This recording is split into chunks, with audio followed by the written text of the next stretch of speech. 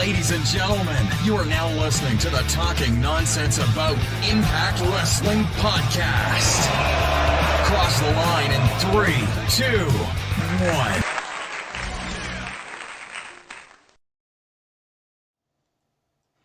Hello, my Impact faithful, and welcome to episode 81 of the Talking Nonsense About Impact Wrestling podcast. My name is Geoff, and no one's alongside me again. I'm riding solo for the last time before next week's show, which I'll talk a little bit more about as we go. Obviously, it's a big day and sacrifice, so we'll be sacrificing our normal time slot. It's the dad hat. But yeah, so next week, so I'll finish that up. Next week's sacrifice obviously will be on 7:30 to 11, depending on how you watch it or how you consume it. But we will do a 6:30 to 7:30 pre-show for Sacrifice. Max will be back. And then we will do the Sunday live show as well. Now, the reason I mentioned these as separate time, why wouldn't I just tune in if time's slightly changed? But also, as is tonight, this is a twitch.tv/TNAIW channel, hi to you, exclusive. And then with this show, we put it on usually late Saturday nights, early Sunday mornings for the YouTube and audio listeners, and then go about our business. But this one will be a little different. So, because it just gets erased, I guess, technically. It goes into the cloud. Well, before I babble on about too much, we have a lot to talk about, and it's just me, so I have to fill time. But last week was okay. Thank you for the numbers we got for last week. We're even up in YouTube subscribers after going down 2 right after the episode. What was it? Something I said. But yeah, thanks guys. Make sure you hit subscribe, like, all that jazz. Shout out to all of our Twitter friends. 3,265. And what I really love about that, besides the wrestlers, which of course we're not friends with, it's pretty tit for tat. Everyone, the people we follow us, and vice versa. Io, shout out to you and killing it there. But also, it goes back to our rhetoric. One fan at a time, one friend at a time. We're here to do this for fun, yes. To build the Impact community and brand, yes. But also bring people together. And speaking of that, before I go into everyone's favorite news segment in YouTube comments, we are opening our doors for some extra help. If you want to work behind the scenes, you could start in an hour. If you want to be on camera, what I suggest is if you already have something established, hit us up. DM us at TNAIW channel. You can see out there, reach out and touch base. And that goes for the Power Ranking Committee that will be coming up as well. One DM away from joining the team. It doesn't cost anything. We're a team. This is a friendly Impact and a beyond community. So we really dig that. Thank you guys for keeping up to all the people on our team, keeping up that mantra as well. Inclusion and bringing in new people. So yeah, like I was saying, with that being said, if it's something you also are interested in being on camera for, we have a few new shows coming out. Or if you're someone that maybe, like myself, we always talk about transparency on the show. We are transparent, unbiased, no spoilers. And we'd like to keep it honest. And I've talked about mental health before. I'm 35, spoiler alert, now just starting to put my face on camera and do things that I've actually wanted to do since I was a child. So I get it. If it's not something you're there yet, the anxiety of it, work on it. All right, we'll work on it. We'll get you started, even if that's on our channel, on someone else's channel. Look, at the end of the day, for me, this isn't my, as much as I love doing this isn't my career.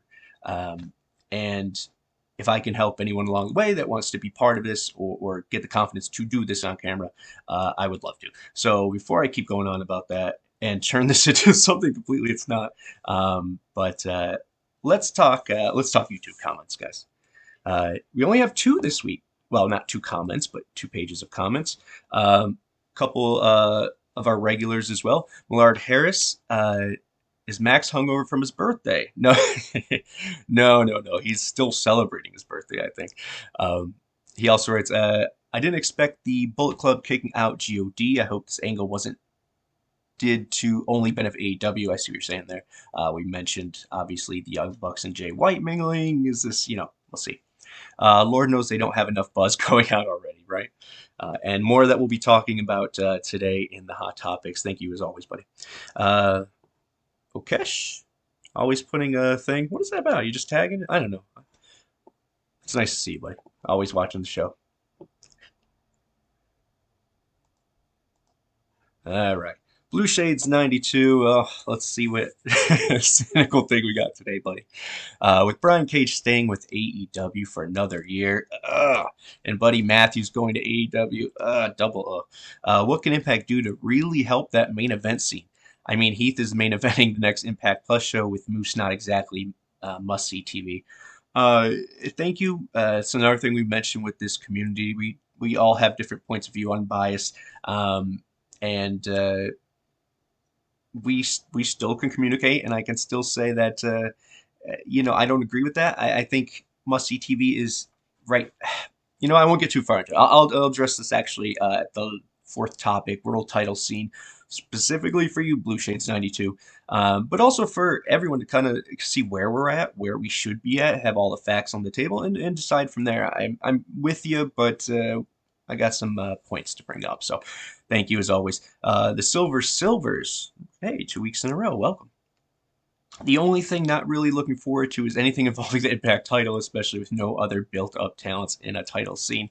All right. Point taken. So this is also for you, number 4 topic. Silvers.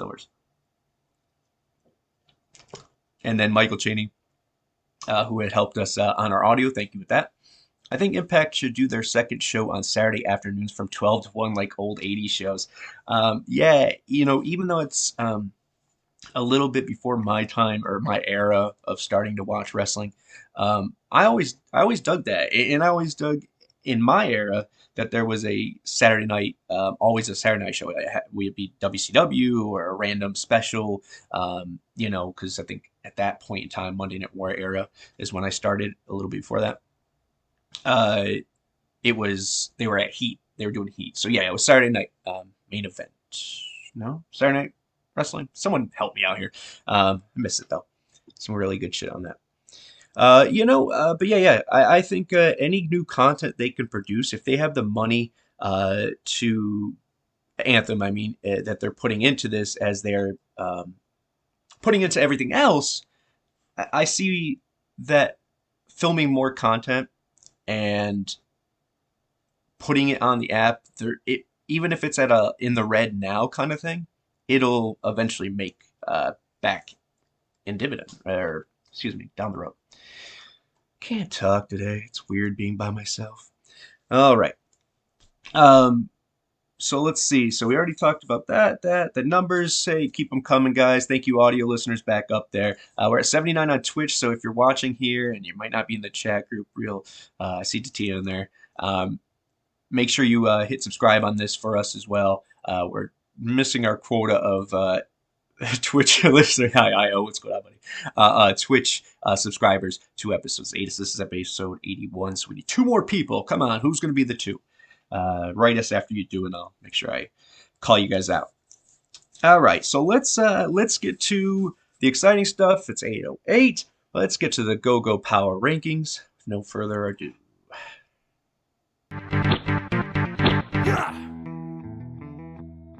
Number 10, Jonah.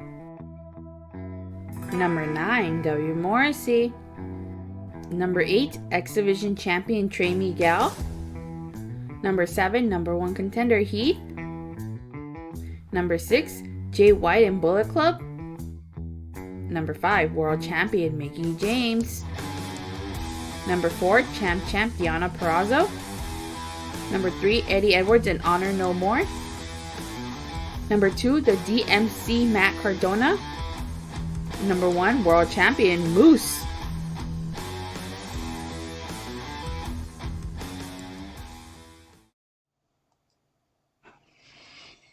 Do we agree? For me, it's going to be kind of like that if this continues. It's a never-ending change of the top 5 to 6, but hard to break it or break into it, to break that glass ceiling. I keep saying this week going out, if you're a new viewer of Impact or a new viewer of us, first of all, thank you. But second, you know, there were times I felt, and when we reviewed this show, a review, Impact on Access TV. Oh, let me do my little lightning bolts so I don't get any angry. Not angry. There you go. When we used to, talk about the segments, they were kind of grasping at straws. There were people on there and who I still love as entertainers, but just covering multiple scenes or just, multiple segments, or it's not a stretch anymore. There's no hard work put into what stars do we have for this segment. That locker room is full of stars, or future stars, or or people that need to be brought up to being a star. This room is just it's really tight. It's Monday Night Wars era, and I don't mean that in the ratings battle, but I definitely mean that when it comes to you need to be on top of your game, from look to talk to in the ring and beyond, to be in one of these segments, because as easily as you're in there, you could be out. And that's not a negative on the people that are out. They're all fucking talented. That's why we talk about having another show. On top of it, you need to get these people on TV, and I think that's why BTI is must watch, at least for the match. If you're an avid watcher, I understand the redundancy, but there's some cool segments, and once again, I shout out to Josh and Gia, as I like their chemistry. I really do. So let's go through it. Before we get to any other topic, let's do the review, obviously. As you can see, we're also going to talk about AJ Styles resigning with WWE. I mentioned on Twitter as well, we'll be talking about Buddy and them in Cage and addressing all of that, going and staying with AEW. But these are topics that I think will irk Max, so it'll be exciting for him to come back next weekend and see his rebuttals. So, but let's start here. So we started with BTI, as we just mentioned. Bailey and Austin picking up the win against Jake and Trey. I like this, because it's classic storytelling. You got challengers and champion, who are both faces on one side. You have the antagonist, but you also have him kind of luring, and manipulating Mike Bailey. Real good things for the X division. I can't say it enough that they're making each individual person on TV complete. And even Jake is starting to talk. Okay, yeah, he talked a little before. He resigned. We knew that was kind of, we found out that was maybe the roadblock for us, getting him into a higher position. But it looks like they're finally starting to develop him and let him kind of take the training wheels off, so to speak.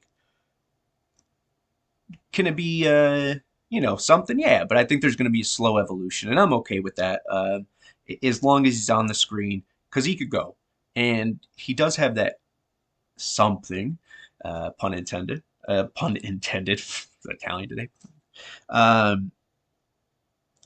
But I think it's been a gradual climb for him, and we can put two together why. All right, so we start with that good match. We go actually to the actual Impact on Access TV episode, and it's Moose again, starting off with a as far as a critical sting, I think he definitely resigned. I'm, from what I hear, 90%, but I don't know enough people by any means. Spoiler. So we had Moose starting it off again. He runs down all the people that he's beaten and what happens to them after they lose to him, going from Josh, which, once again, if you want me to talk about it, I'll talk about it. But just like I mentioned with Jake something, I believe Josh had signed, if not recently, re-signed a while back, before Bound for Glory. Cardona, he mentioned, went crazy. He's now hitting Jordan with chairs. So everyone he's beaten, and we'll talk about the world title scene later, but this plays into it. But who comes out but Heath? And I guess since AJ resigned, they gave him his old logo to keep using for the truck. That AJ shirt, if you're a newbie to Wrestle Impact, go look it up. Worst shirt ever made. but they need to up Heath there. And I know I could see the complaints or the lack of excitement for that announcement, but I want to, or for that development. But look, Sacrifice is a week away. You got to get someone in there. Do we think Heath has a chance? No. Does Heath need something to chew into so he could get out of that, slump he's been in? And I don't mean slump. It's not. It's he was injured for a year, and I said this. When Heath first came in, meh. I don't care. I didn't watch enough of his work to be excited. He didn't have enough buzz for me to be stoked about it, right? But he proved me wrong. I was every promo entertained with. I'm not a big fan of the pairing of him and Rhino because I think it's too, I know there's that natural, organic relationship there, but I wasn't, the odds were stacked against him, especially being a guy who's been in the E for so long, to break that mold and to get me excited about what you already know of their work. But I totally switched, and unfortunately he got injured. And it was crushing, man, because he's someone I think Craig, Mr. Impact Craig, who also hosts TBN, Talking Blood 9 Cents, as you can see some of the, yeah, there you go, advertisements there. Go check them out. I couldn't see what he could become. He gets injured. We're back here, and then he's, got to get his toes back in the water. He's got to get the momentum back, and unfortunately, that momentum he had was erased by the injury, and it sucks, man, because I thought, I still think he can be an impact player, but I think the momentum needs to start somewhere, and being in a world title match at Sacrifice isn't a bad place to be if you're trying to do that. And yes, feed his ugly kids, as we've said. So good to see Heath getting something, but I hope they repackage everything for him because he deserves it. Talented dude. Backstage, we had Heath coming through, Frontline all there. We're going to go get Honor No More. Scott D'Amore says, no, you're not. But Rhino, you can have Eddie at Sacrifice. And, Rhino, I said this online as well. Rhino seems to be coming out of his violent shell again, or the violence seems to keep coming through his shell again, I guess. Something to keep an eye on there. I dig it. Maybe it was just he's just going to keep mentioning because it's still in him. If they ever need to pull back, they can into VBD. But I like that. I do. He needs something, and I dig it. It feels very old ECW Rhino as well.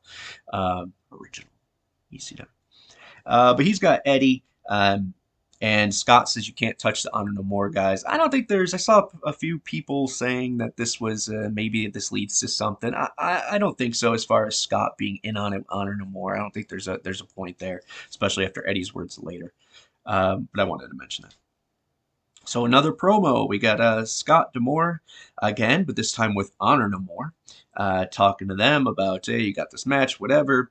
They confirm Moose versus Heath at Sacrifice, and then Moose, that's how we do, because Moose comes in as Honor No More leaves, and then talks with Scott, and that's when the match was made. Now, the one that I'm trying to get through this because I want to talk about my favorite line of the night.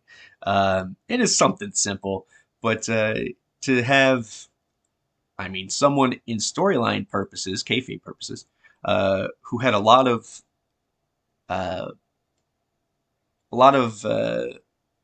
big role rather in bringing Moose into Impact, kayfabe or not, was Mike Bennett. And if you're new to the thing, go check it out. New to the show, you can check that out. That's kind of on the whatever years, but I was still obviously a firm believer there. You could check it out, Impact Plus or any of those things, and it's worth it. Or just, you probably could find it on YouTube, on their YouTube. But Bennett and Moose, and he says, "Oh, you look familiar," or something like that. So I thought that was pretty cool. Obviously, not that great of a line if I can't remember it, right? All right. But yeah, that is one thing I like, especially what Maria previously as well. There's a lot of continuity that Impact has been keeping up with, or winks to the past without saying, oh yeah, that used to be Laurel Van Ness, or insert person here, the Miracle people, you know. Oh yeah, but that's what I like about Maria doing the miracle thing. Do you believe? All right. There we go. Cardona retains the DMC against Jordan Grace. You know, oh, I remember you. That's right, Io. Thank you. That's what Bennett said. So the match was fun, you know, and I had mentioned this last week, and I'm going to keep plugging away on it because I think the rise of Cardona, and I don't say this just because he's retweeting our stuff, but you know, yes, I agree. The .combat way over delivered. When you hear that name, you say, damn, man, because I thought the momentum, and I still believe that, and I'll get to what I was going to say. It all rolls into one, is that they have an opportunity, especially with Jordan being the first, the feud being a strong, very good storytelling between her losing it and Cardona winning it. Cardona's heel turn, these matches where he's bringing it play. This guy is going to turn this into our Intercontinental title. We've been clamoring for it. I really think it's possible. And that doesn't drop the X division. What I think it does is tells you, and we'll get into this in the world title scene as well, or at least wink towards it. I think what it tells the viewer is that this person, mid Cardona or not, is the king of the almost there. And then what they do from there is on them. Do they move up? Do they have, you know, the storylines write themselves.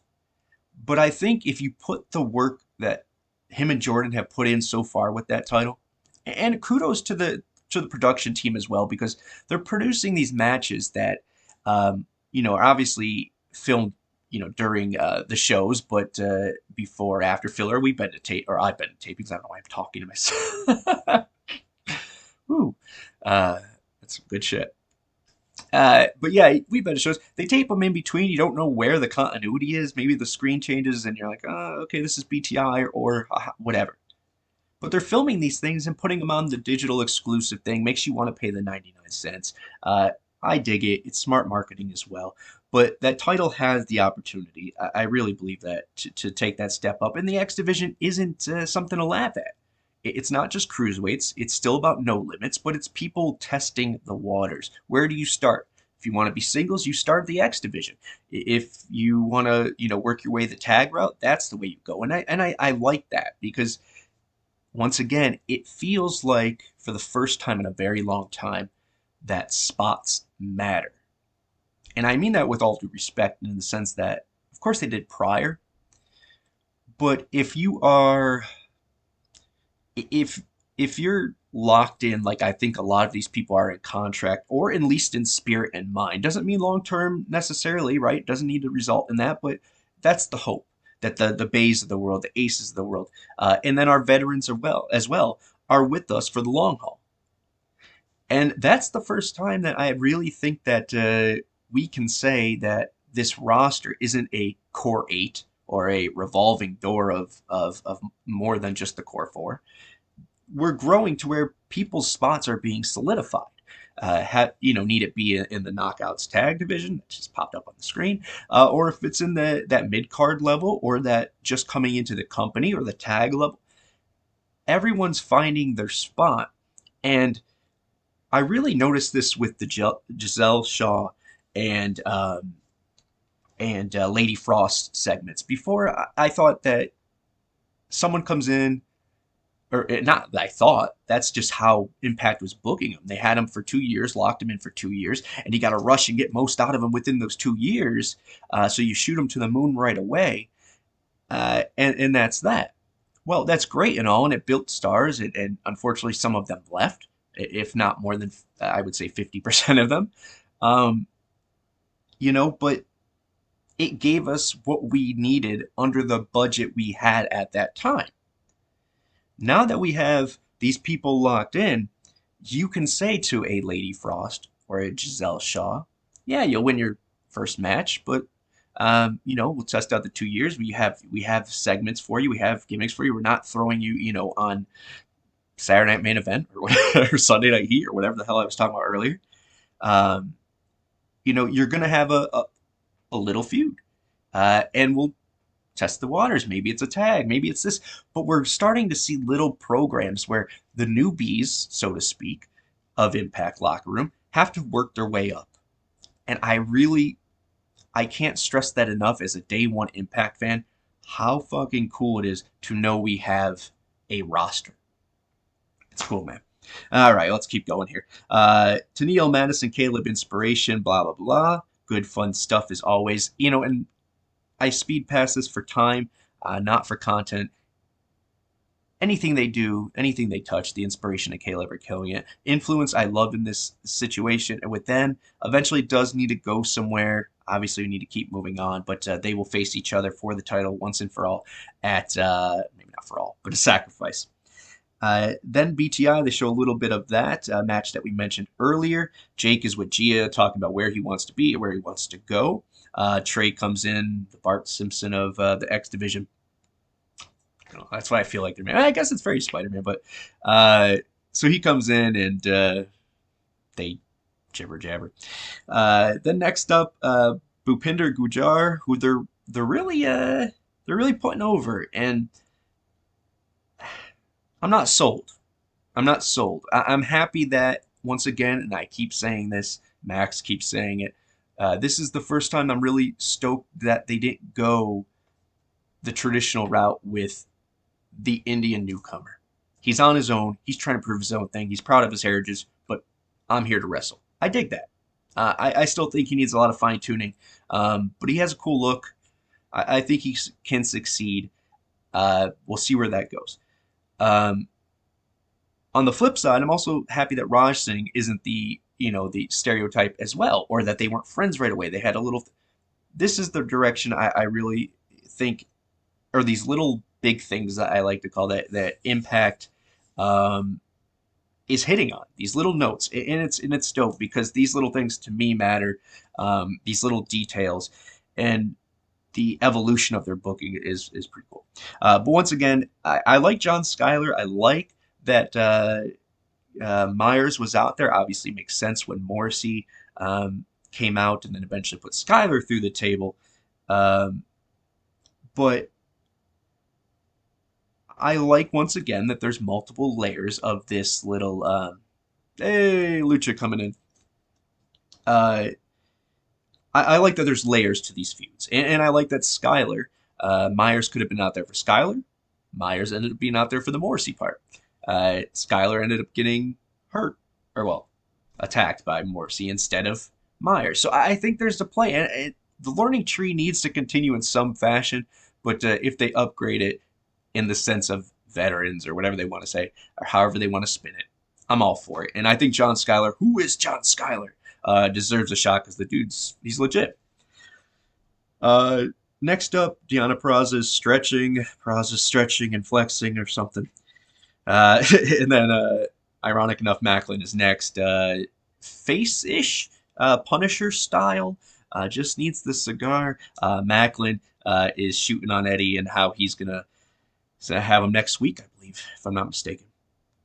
All right, Deonna comes out for open challenge. It is accepted by Lady Frost, and she challenges for the Reina de Reinas title, which is cool. I like that they're involving both. It also makes sense that there's kind of logic to Lady Frost challenging for that, especially based on her style. So it made you feel like maybe the possibility of her winning is there. Giselle came out at the end. I love the music. I love the look. I love the character. I think she needs to, once they give her more layers, she'll be just fine. But I like that her and Frost are doing, a little minor feud there, as I just mentioned. And what it could lead to, we'll see. Could it be a tag team title run? Them two together, their style together could be really dope. And I said that if Santana Garrett stayed, especially with the red look, you could do a fire and ice thing. You can make ice mean multiple different, take both iterations of it. And you can make one be frosty in the sense of ice, in the cold and winter sense.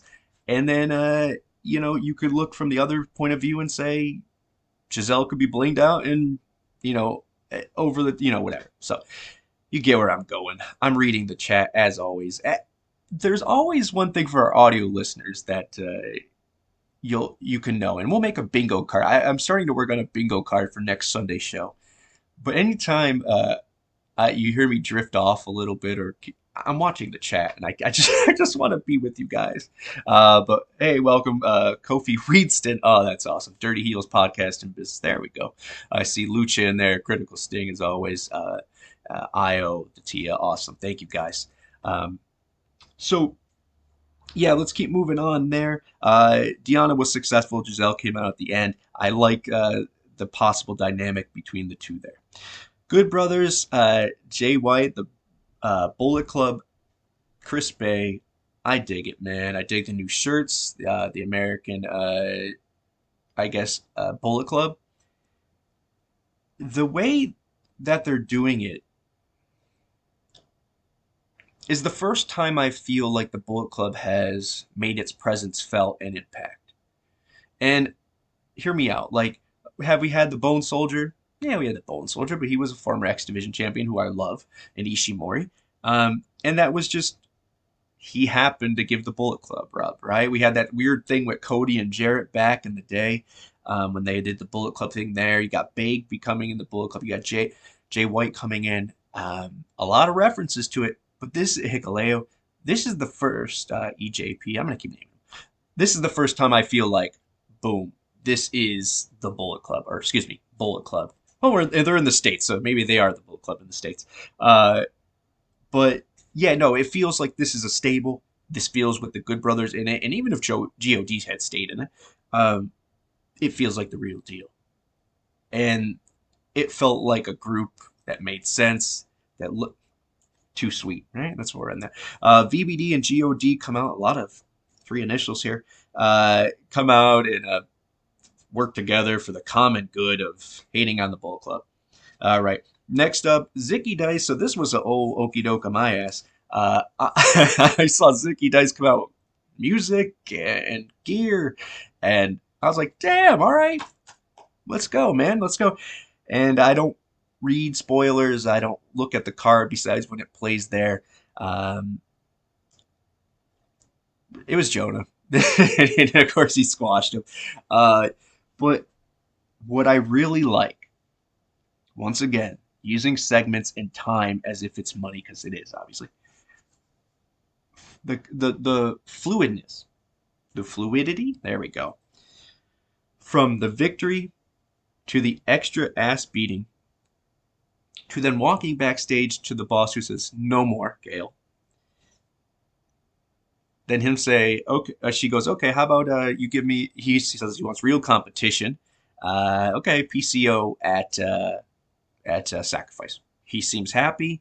I love what they're doing with him. Is he an Impact guy? I don't think so long term, unfortunately. I did see he's on the 2022 autograph series of the trading cards, but that means nothing. I think he's New Japan first, and then obviously to Rebellion with us at least, the very least. But could he be an Impact guy long term? I would hope so. Love the dude, so we'll see.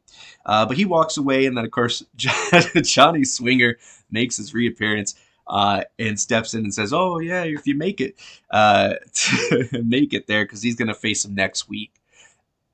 You know, this can be said that, okay, it was a cool little segment, it's a throwaway for Jonah to squash someone else.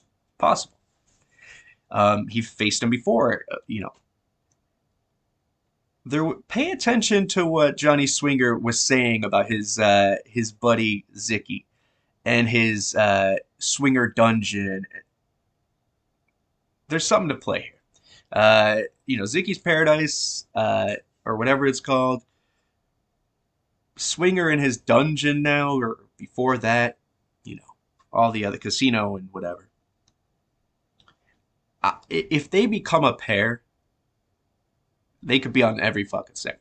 I would watch that and laugh my ass off from beginning to end. Oh, man. So next up, then we have another promo. Gail, Mickey, and Chelsea are all in the, I guess, Gail's office. And Mickey says, Chelsea has been behind her back the whole, this whole saga with Tasha.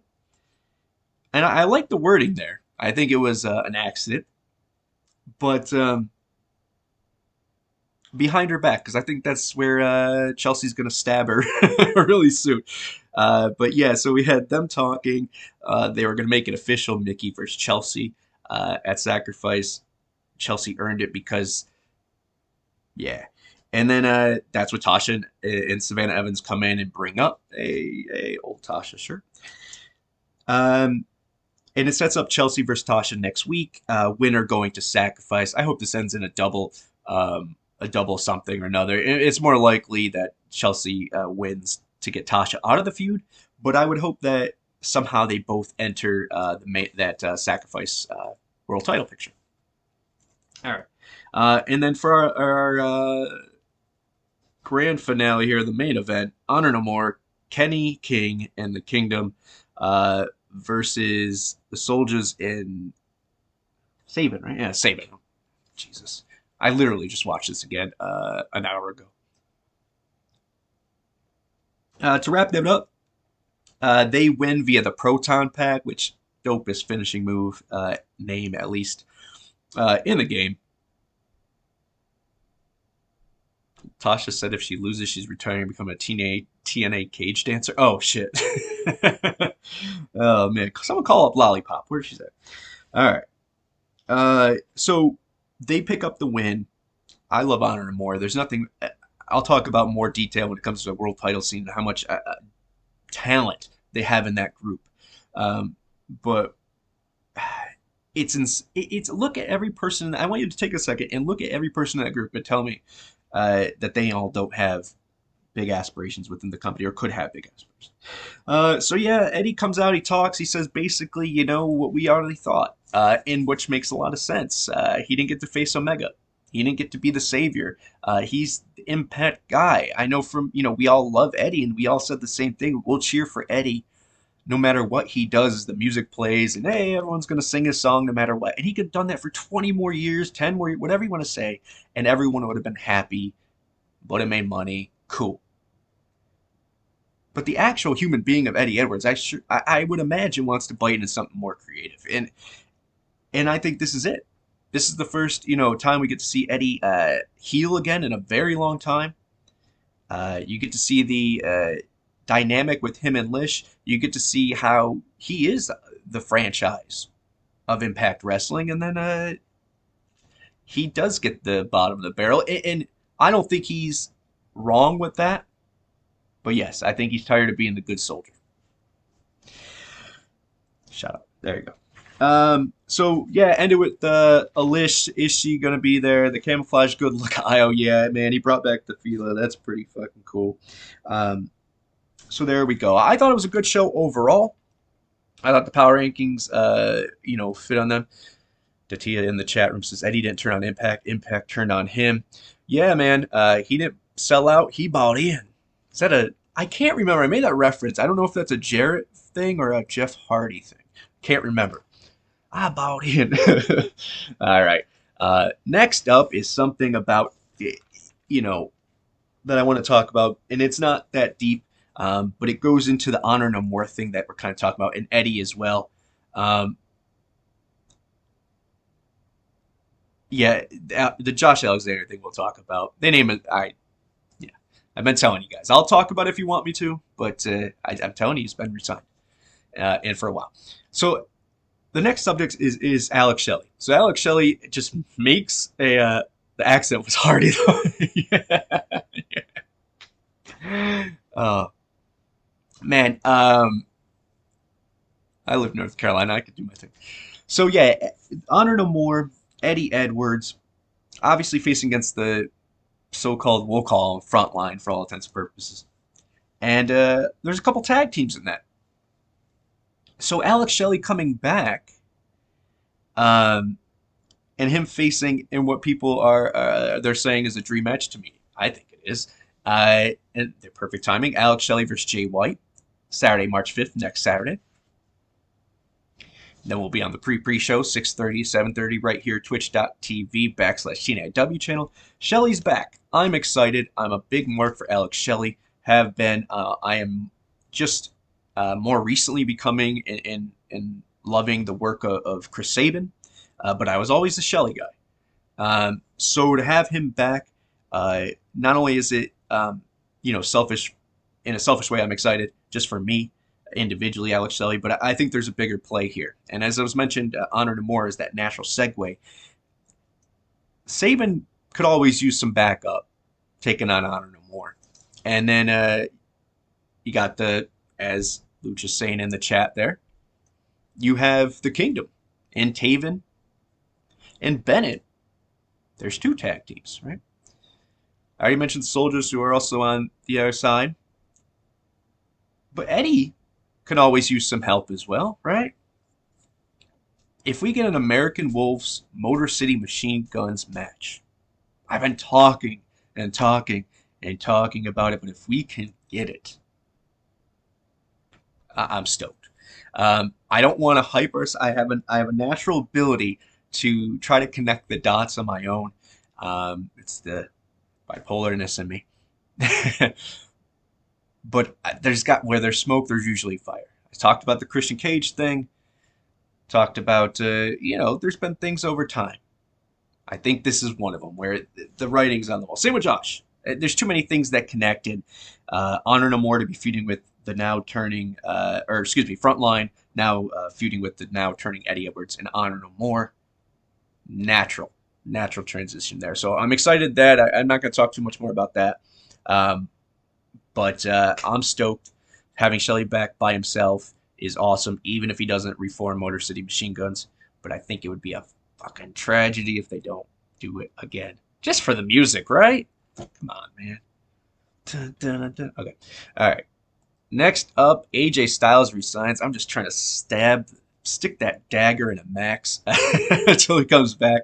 So as you know, we both love AJ Styles. If you're a fan of this company, you should love AJ Styles because this is the house AJ built. Okay, SmackDown, he uses that moniker and whatever. Bro, this is it. Without AJ, Joe, Jarrett, and like them or not, we wouldn't have this place. AJ is our guy. Now, when it comes to AJ, did I expect him to come jump out of his contract with WWE and say, you know what, I'm almost about to be 50.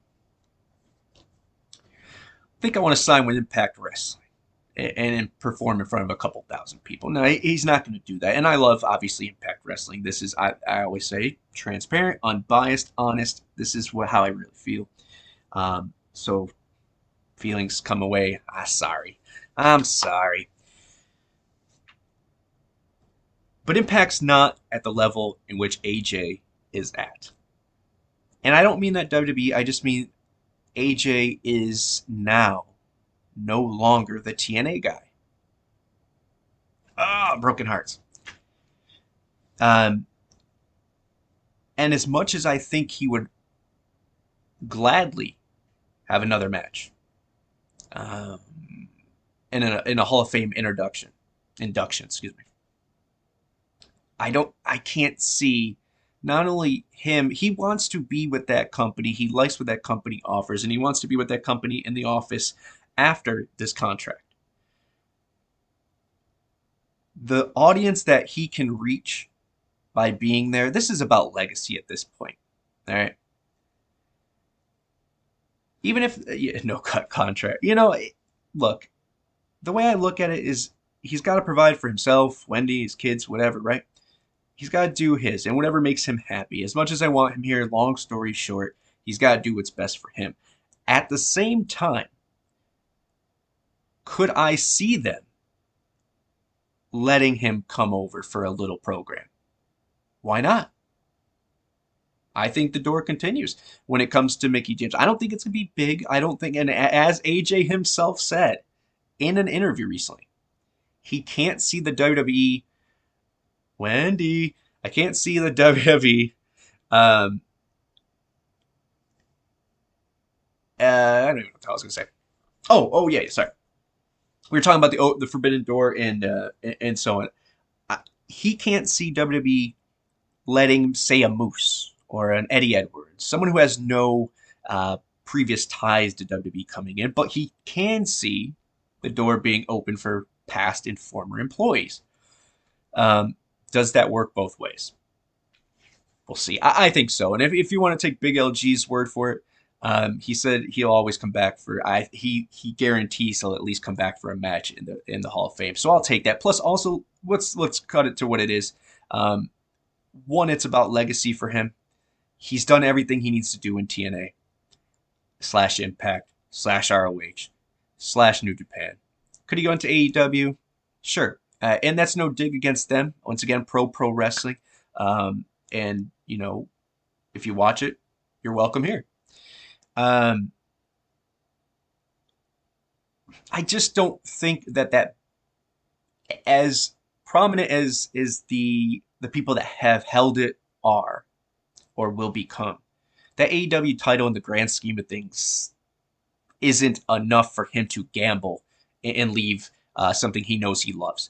Now, if a Forbidden Door is open for me to collect $3 million a year, guaranteed downside, right? I don't know if maybe it's downside. Would make sense. Could I take that money and still do a little work for my former company and Impact and just get, you know, my feet wet there? Yeah, he gets he gets the best of both worlds, without having to pass up $3 million a year, and I imagine whatever job he wants from there on out. It's about legacy. I can't blame him, and you know, good for him to see AJ. You know, literally from WCW to now, I can't be more. Not that it matters. JJ, I love you. And I'm sure Max will say the same thing. So, our last topic is the world title scene. Obviously, I think Blue Shades 92, as well as Silver Silvings. I can't get it right. Let me know, actually. Let me get it right. You guys spend your time. The Silver Silvers. There we go. All right. Had mentioned about the world title scene not being the greatest right now, or you know, what's exciting about it? Where do we go? All these people being signed up by AEW. What do we do? How do we infuse instant, you know, excitement in there? And unfortunately, I don't think the answer is that simple. I have prepared a couple answers for that, if that's what you're looking for. But I think, as I said last episode as well, this is a matter of us building within. Okay. Could we build from without? You know, or from outside? Yeah, outside in. Well, let's look at this. First of all, Brian Cage, let's mention that they opted him into his last year of the contract. They opted him in. Brian Cage, who has not been on AEW TV, correct me if I'm wrong, since October, November, somewhere around there. Brian Cage, who the internet is shit on for being overrated and all these things, but he was the greatest when he was coming out of Impact, right? So the narrative changes, but the facts stay the same. They remain the same. He's there for another year. He could have instantly been infused back into us as a former champion, and I think, once again, with Melissa by his side, being his announcer to the ring and hyping him up, and he could just go out there and be what he's supposed to be. And that's a fucking machine. So I really hope he could either, you know, I think, you know, I have speculated for a long time, and that's nothing against Tony. I say a lot of good things about him, but I'll also say he seems like a very petty guy. And I think, as someone myself, as I mentioned earlier, has just matured and come to a mental health place at 35, I would imagine that being handed everything you've ever had would slow that process down. So I don't think he's a child. But could I see him saying, the same guy who said no one gives me enough thanks for what I've done for NWA and Impact, could I see him not happy with Impact or not wanting to share his wealth now because he's in a different position? Yeah, I could see that. Now, once again, Wednesday, we'll see what his announcement is as well. Plug Dynamite there. it's possible that this is a world war or something or whatever he's going to come up with. So we'll see. But right now, I just think that this is another sign of his pettiness, to be honest. Um, also, Keith Lee signed there. I am man enough to admit. I said Keith Lee versus Mike Bailey would be the best match of the year for Impact in our predictions. Not going to happen. Buddy Mathews. That one came out of left field for me, man, until SRS reported it there. I say initials because I can never say his full name. Not out of ire, just what's that called? Speech impediment. Impediment. There we go. Here's a fun one I gotta say too. It's also rumored that Swerve Scott, the former Shane Strickland, is going a lot of alliteration, man, with S's. Scott Steiner, there. Better. Is also rumored to be starring there soon, even though he's going to be on Wrestling Revolver's show next month. So you had Buddy Mathews, who I thought was a lock for Impact, signed there, and definitely won't be used as main event talent. But the point is we're seeing a lot of these guys, as they mentioned, getting scooped up by AEW.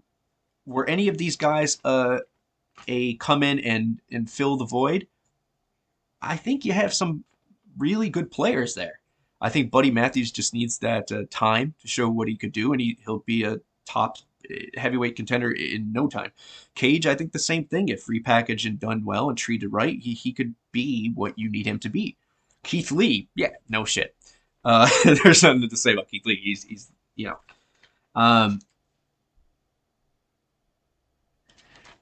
I just think that there's other options as well. I want to mention that. One, I see Josh still signed. So you add him to the group, right? You have Eddie, who is a former champion with us. Let me run down that first. Here are the people who have held or at least been the champion for our company since day one.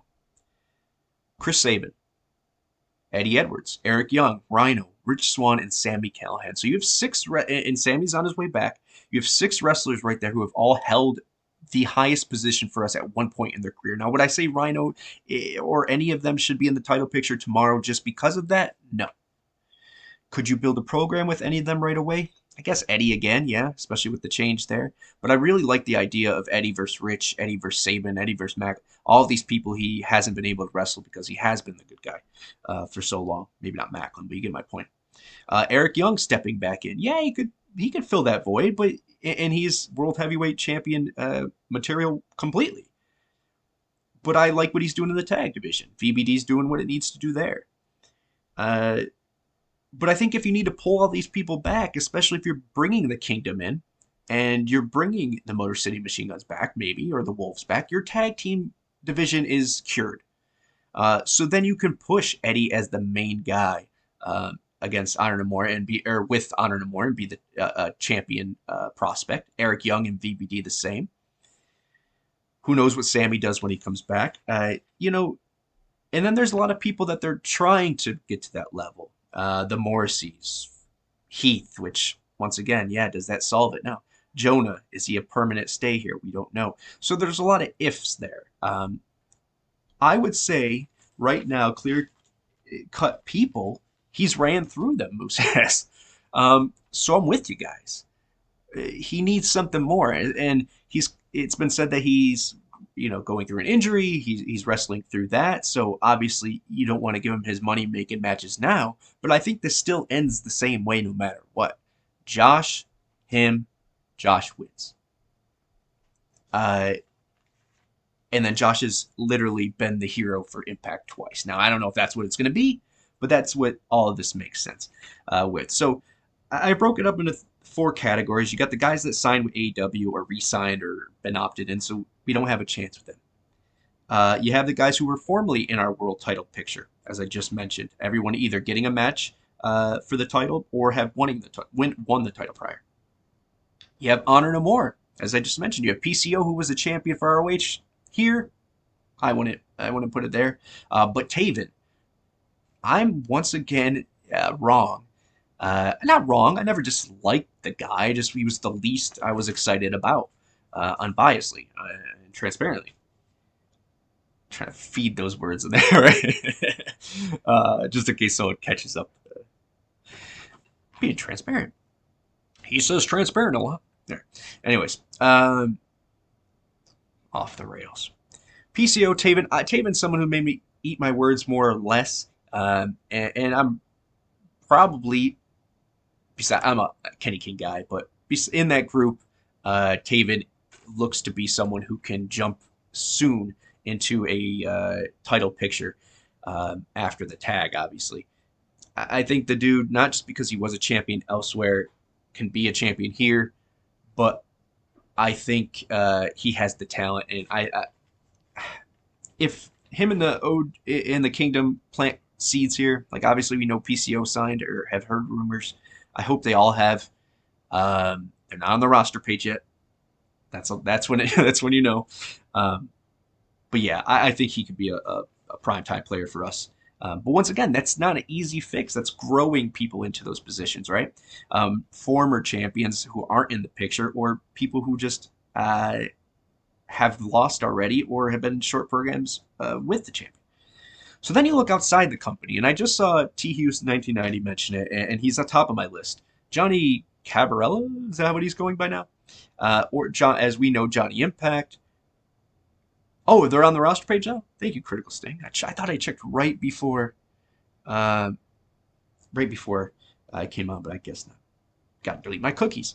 All right. So you have Johnny Impact on the outside, which him and Taya obviously are phenomenal. Io mentioned in there, the ROH market is still insane. STB is starting to make some appearances. I still think him and D'Lo and that group do something. Eventually, I hope. Moose made a Titan mention. Calabero, thank you. Johnny Gentleman, right? So you got Johnny Impact and Ty. Well, you have the Titan, who technically CYN, Control Your Narrative, is supposedly has a TV deal on the table and will be doing its own promotion. They just announced Austin Aries as part of it, and they're ever expanding, right? I think Moose dropping the Titan word, you can look at that two ways. It's a word that people use, sure. Morrissey is a Titan, sure. But sometimes you don't mince words, and I don't think it was there. So there's a possibility there, but that would be one of those easy fix solutions. I think Johnny Impact's in that thing. As mentioned, Titan, let's mention EC3. Once again, they can do a Control Your Narrative. Where is that TV deal? Is it on Impact? Is it on Access TV? Let's see. Let's wait and see because I think they're doing their own thing. I don't think that's a work. But you have a lot of bridges from all different angles connecting the two companies, or what will be a company. So let's. I think there's a possibility we can see them back in Impact. And last but not least, besides Josh, who I firmly believe is still signed, and this is all work, Samoa Joe. Right? There's a lot of people in this market right now. Critical Sting said CYN got Aries too. EC3 is a brave individual. You know what? The thing with EC3, man, is that he's a creative dude. And he believes in what he's doing. He's passionate. And the whole shtick is that you could control your narrative. You could change who you are. You could be whatever you want to be if you just erase what you were and become, Austin Aries and the people he selects are people that could use a little help controlling their narrative. So I think that makes sense. But yes, I think so too. EC3 is a huge is a huge talent behind the camera, in front of the camera, and in the ring for the most part. So, So I think the answer to them is to bring this all full circle. Is I agree. I think the world title picture is where we thought the tag team Championship was prior, and before that, the Knockouts Tag Team Championship. And you might think that still. But, oh, Big Damo, there you go. But I think after Sacrifice, we might get a clearer picture. We haven't mentioned that Jay White, Big LG, Anderson, even though they're in the tag thing, but Jay White's not. There's other people that can still step up. There's a lot of people on that free agent market, and I'll do a deeper dive next time. But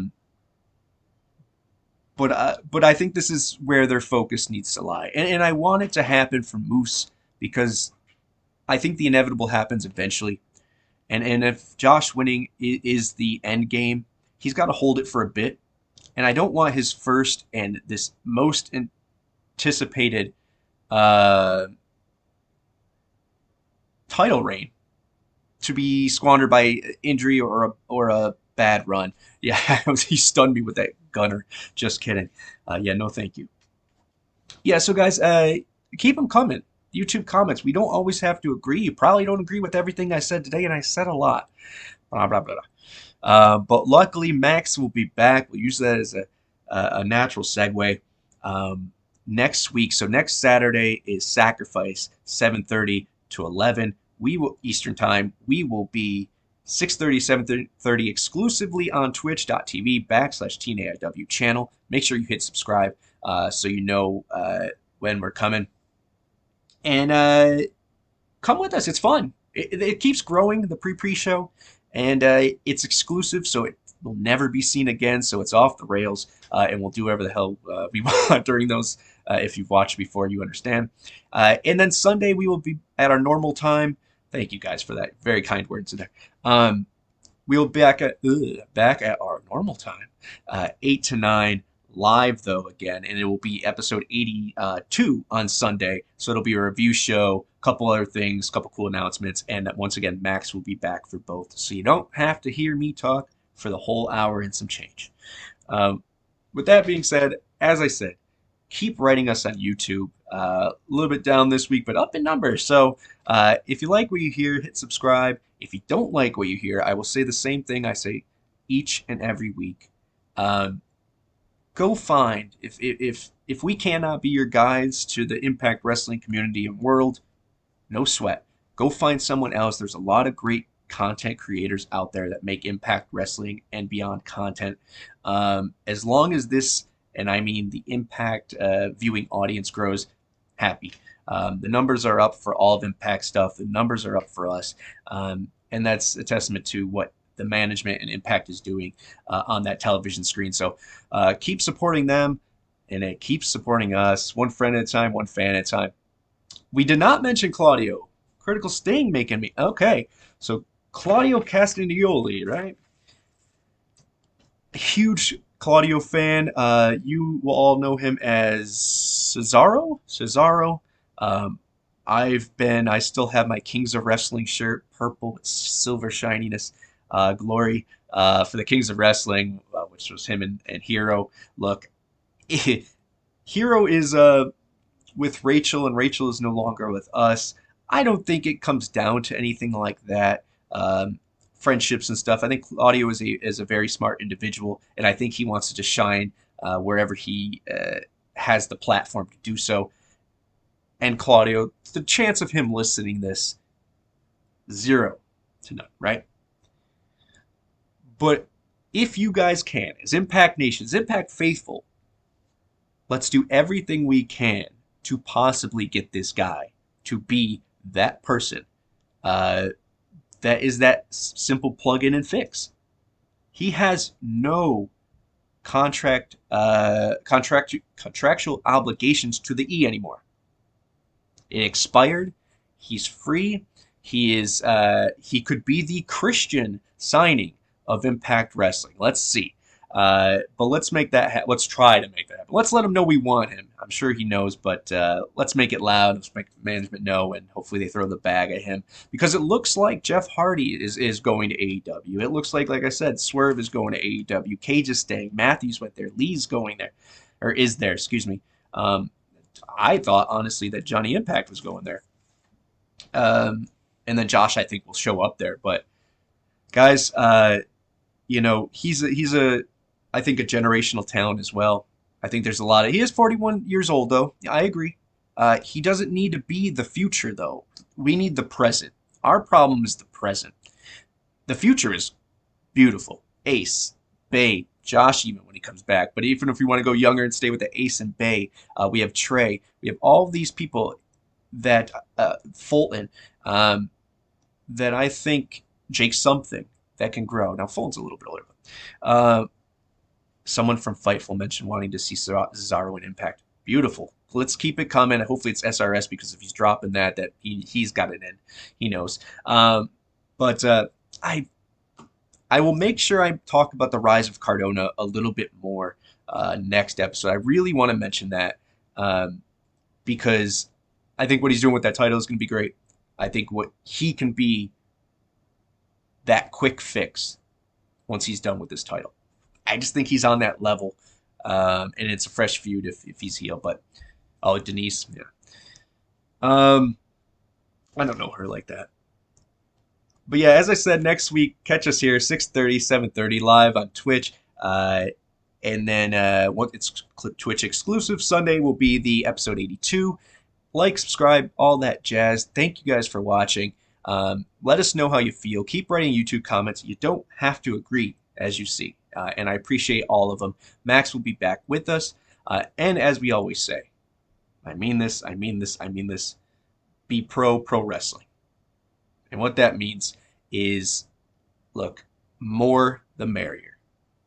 I'm happy to run into more wrestling fans as I go to the supermarket or go to the mall or wherever you go. It's nice to see the community growing, or at least the stigma being washed away. So keep an open mind.